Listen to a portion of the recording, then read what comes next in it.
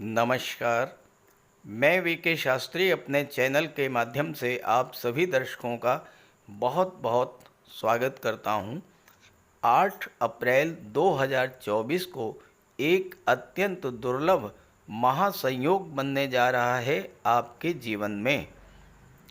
8 अप्रैल को वर्ष 2024 का प्रथम सूर्य ग्रहण लगेगा।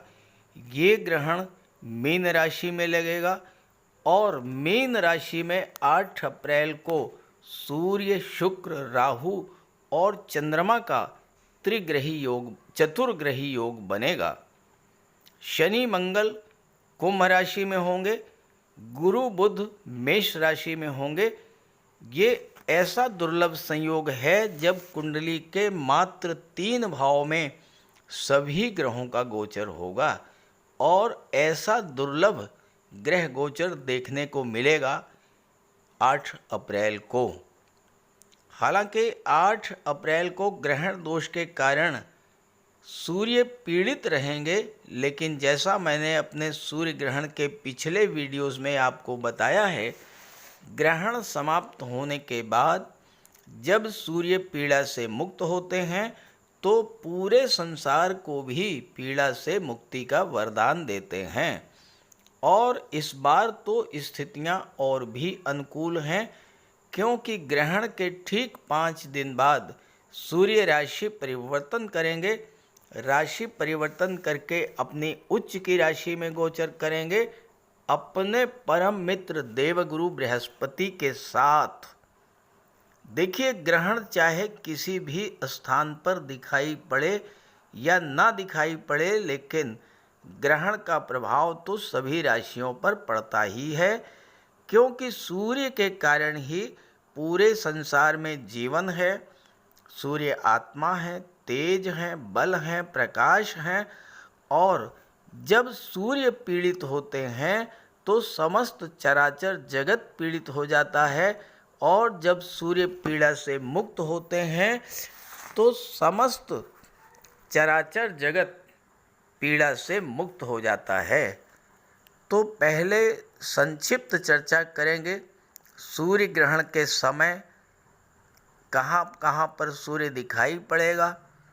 फिर बात करेंगे ग्रहण के दौरान रखे जाने वाली सावधानियों के बारे में, और फिर बात करेंगे अलग अलग राशियों पर इसके प्रभाव के बारे में।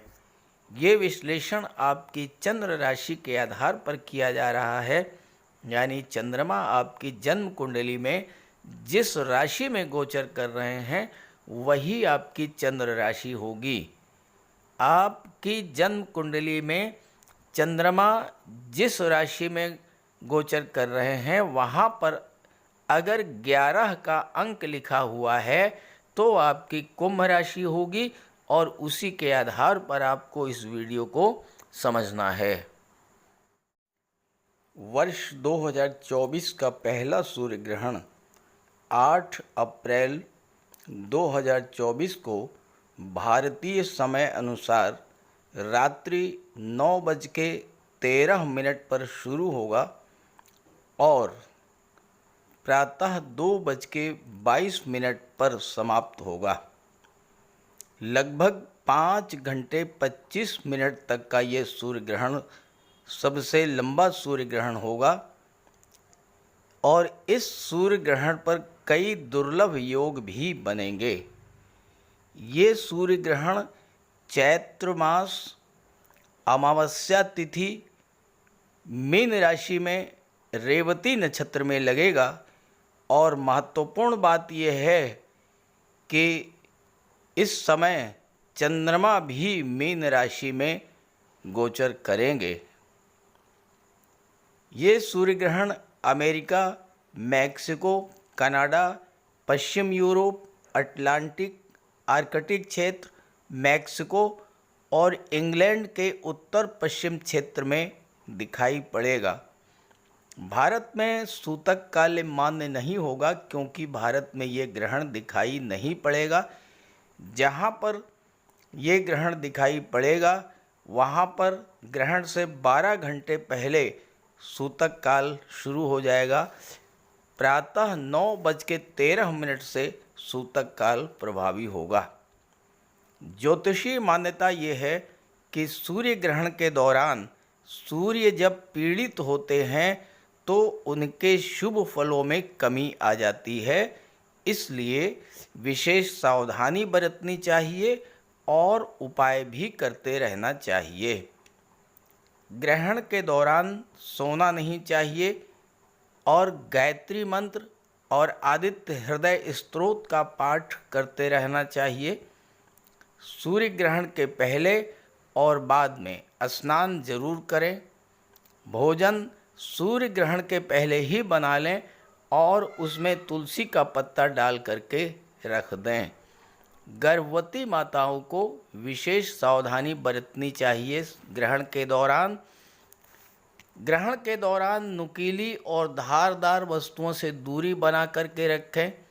कैंची, चाकू, सुई का प्रयोग भूल करके भी ना करें, इससे गर्भस्थ शिशु पर विशेष प्रभाव पड़ता है। सूर्य ग्रहण को देखने से बचें और सूर्य ग्रहण के दौरान भोजन करने से भी बचें।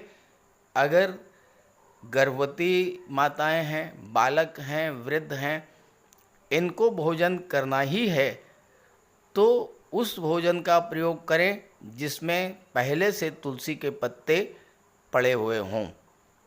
गर्भवती माताएं अपने पास एक नारियल रखें और सुबह इसे जल में प्रवाहित कर दें, इससे ग्रहण का अशुभ प्रभाव नहीं पड़ेगा। अब बात करते हैं अलग अलग राशियों पर इसके प्रभाव के बारे में। तो ये है कुंभ राशि के जातकों की कुंडली। ग्रहण के समय 8 अप्रैल को आपके लग्न भाव में शनि मंगल का गोचर होगा। धन भाव में शुक्र, सूर्य, राहु और चंद्रमा का गोचर होगा और पराक्रम भाव में गुरु और बुध का गोचर होगा। 13 अप्रैल को सूर्य राशि परिवर्तन करके पराक्रम भाव में आ जाएंगे और बुध 9 अप्रैल को राशि परिवर्तन करके धन भाव में चले जाएंगे। ग्रहण के समय राहु का प्रभाव सूर्य पर भी होगा और चंद्रमा पर भी होगा। अब चंद्रमा क्या है? चंद्रमा हमारा मन है। राहु के प्रभाव से हमारा मन पीड़ित होगा, मन अशांत रहेगा, मन में तरह तरह की चिंताएं, अनजाना भय, डर, ये सब बना रहेगा। तो इससे बचने के लिए जैसा उपाय बताया है मैंने वो आप करते रहिएगा। ये ग्रहण धन के भाव में लगने जा रहा है। ध्यान रखिएगा 13 अप्रैल तक कोई बड़ा खर्च आ सकता है जिसके लिए आप पहले से तैयार नहीं थे। और ये जो खर्च है, चूँकि चारों ग्रहों का प्रभाव अष्टम भाव पर है, ये जो खर्च है ये स्वास्थ्य संबंधी कारणों से हो सकता है या कोई पैतृक संपत्ति को लेकर के विवाद भी हो सकता है। ये ग्रहण वाणी के भाव में लग रहा है तो कुछ भी बोलने से पहले 100 बार सोचिएगा। वाणी के कारण ही आपके सामने समस्या उत्पन्न हो सकती है। आपके संचित धन में कमी आएगी और इस वजह से 13 अप्रैल तक किसी तरह का कोई निवेश करने से भी आपको बचना है। मन को शांत रखना है, वाणी को संयमित रखना है और स्वास्थ्य का तो विशेष ध्यान रखना है क्योंकि अष्टम भाव पर 4 ग्रहों का प्रभाव है। अष्टम भाव जागृत रहेगा तो स्वास्थ्य को लेकर के विशेष सावधानी बरतिएगा। 13 अप्रैल को सूर्य राशि परिवर्तन करके पराक्रम के भाव में आ जाएंगे और जैसे ही पराक्रम भाव में आएंगे आपकी पिछली सभी परेशानियों का अंत हो जाएगा क्योंकि बुध यहाँ से धन के भाव में चले जाएंगे, सूर्य और गुरु दोनों की दृष्टि आपके भाग्य के भाव पर पड़ेगी। गुरु तो भाग्य के कारक होते हैं, सूर्य के साथ हैं।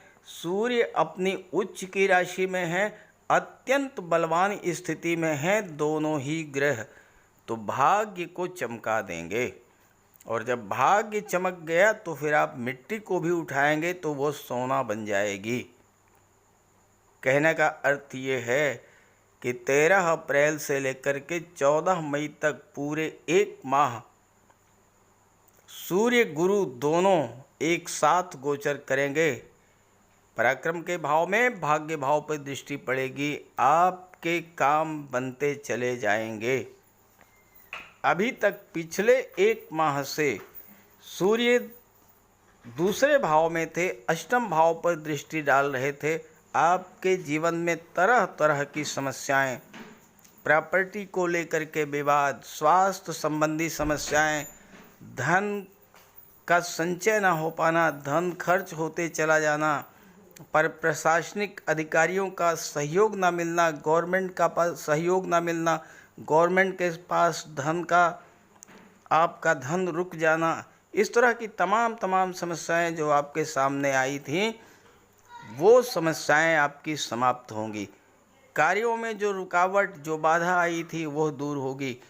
आप जो भी कार्य शुरू करेंगे वो कार्य आपके पूरे होंगे, और जो कार्य आपके अधूरे रह गए थे उन कार्यों को भी आप पूरा करेंगे।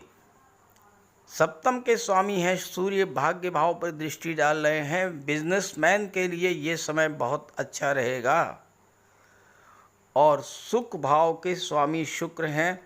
आपकी कुंडली के धन भाव में शुक्र, राहु और बुध 3 मित्र ग्रहों का त्रिग्रही योग बनेगा, और इसका फल ये होगा कि धन का भंडार भरना शुरू हो जाएगा। जो आपका पैसा खर्च हुआ था पिछले माह, उसकी रिकवरी होगी। चूँकि गुरु के साथ हैं सूर्य, गुरु लाभ के भाव के भी स्वामी हैं, तो हर तरह का लाभ आपको प्रदान करेंगे। गुरु लाभ के भी स्वामी हैं, धन के भी स्वामी हैं, और धन के भाव में त्रिग्रही योग बन रहा है। तो 13 अप्रैल के बाद का जो समय है आपके लिए बहुत अच्छा समय रहेगा। कैरियर प्रोफेशन की दृष्टि से बहुत अच्छा रहेगा। गवर्नमेंट का सहयोग मिलेगा, शासन प्रशासन का सहयोग मिलेगा। जो लोग प्रशासनिक पदों पर हैं, उच्च सरकारी सेवाओं में हैं, राजनीति में हैं, उनके लिए भी ये समय पद प्रतिष्ठा प्रमोशन प्राप्त करने का होगा। आपके मान सम्मान में वृद्धि होगी। इस गोचर काल में आप कहीं धार्मिक यात्रा पर भी जा सकते हैं, और छोटी छोटी यात्राओं पर भी आप जा सकते हैं, और उसका दोनों तरह से आपको लाभ प्राप्त होगा।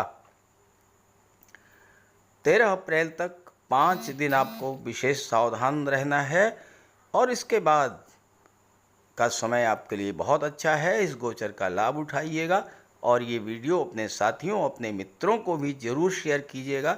नमस्कार।